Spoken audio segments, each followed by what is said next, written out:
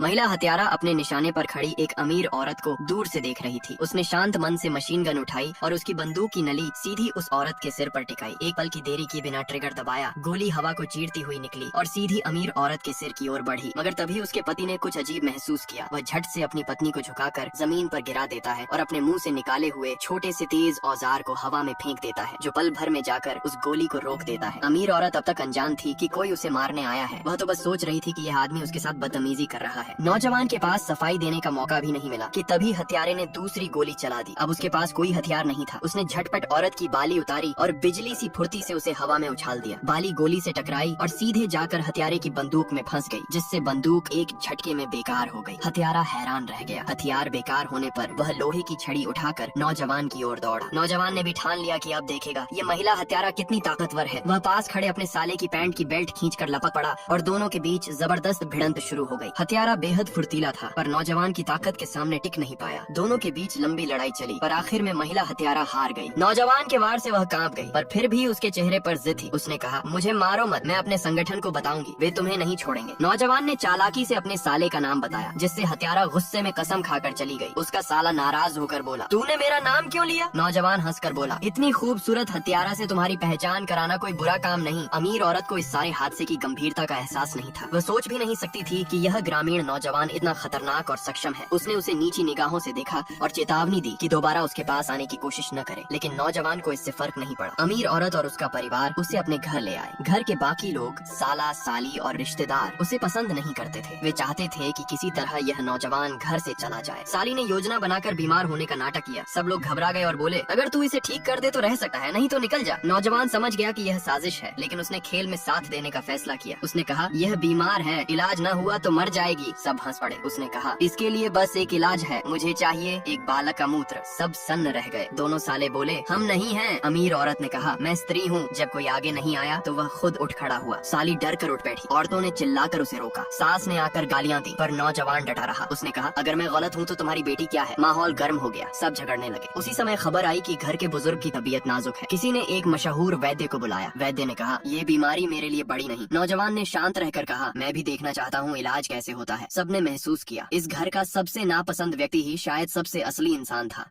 Like करें, subscribe करें मेरी चैनल।